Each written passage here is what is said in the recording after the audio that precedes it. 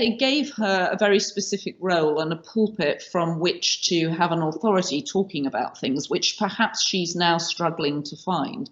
And it's sort of interesting watching her now, having given up with Harry, obviously, the royal moniker, to just sort of be in a pile of other celebrities, struggling for relevance, or at least that's what it feels like from the outside. And also, I mean, on the one hand, and I want to talk about the role of the British press here, because obviously Meghan and Harry felt particularly traumatized by them. But it's one thing to be traumatized by the British press. It's another to say you want privacy and that you're extremely anxious about security and you've got to pay for your own security.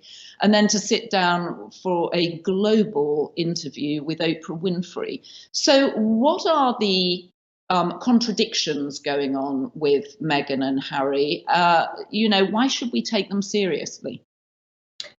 Well, I mean, I think they both completely underestimated what it was going to be like to be without the palace platform. However much they hated, and they really did, I think, at that point, the constraints and the sort of pettiness, essentially, they conceived of the palace, and the advisors. Try doing it without the palace and the advisors, right? Because what the palace does, of course, it's an amazing convening, has amazing convening power. There's no one who won't take a phone call if they say Buckingham Palace on the phone, Kensington Palace on the phone. So there's a huge convening power. Every major invitation in the world comes through that conduit. And the private secretaries could just sift and say, what about you appear at this? Well, why don't you do this appearance? And all of that's now gone. And essentially, they have to just hire PRs to do that for him. And their judgment is not necessarily the best judgment that they should be listening to, because, of course, they're trying to leverage whatever they say, the royal brand. And there's no PR that really knows how to do that better than Buckingham or Kensington Palace, right? So they're suddenly without this leverage. I think that Harry is in a much better spot because he brilliantly actually started this Invictus Games. And that's what his brand should be. He should just forget everything but the Invictus Games and just make that his brand. It's authentic. He really was, extremely impressive as a soldier. Vets are, in his bloodstream in terms of authentic caring about them. And it's a wonderfully connective cause, frankly, to be aligned to, and has really endless scope in multiple countries.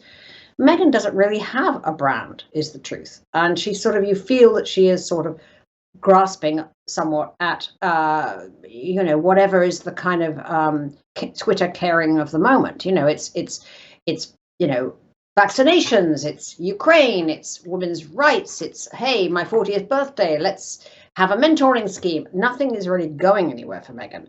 And then there is the question of the whole entertainment deals that they did. And I think that more savvy advisors, if they had thought about it, could tell them the whole problem with entertainment deals is that you have to deliver hits. They're great. Anyone can, if they're lucky, can sign a major entertainment deal. But where's the product? I mean, they've signed with Netflix. What have we seen? Nothing really, except this upcoming documentary with Invictus, which I think will be great. And I think it's a good idea, actually. But, creating entertainment that works is very hard to do. Their Spotify podcast kind of seems to have gone nowhere. Now she's, Meghan is now doing a new one about, archetypes or something. And, you get a sense that there's a certain amount of flailing there. And, Netflix is not doing so well. Are they going to renew that contract? So they're now having to scramble for the deals in the way that anybody is, who's a celebrity in the kind of platformless universe has to do.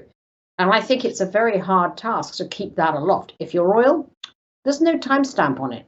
You can be as boring as you want for years and years, and still you're going to have big things coming your way.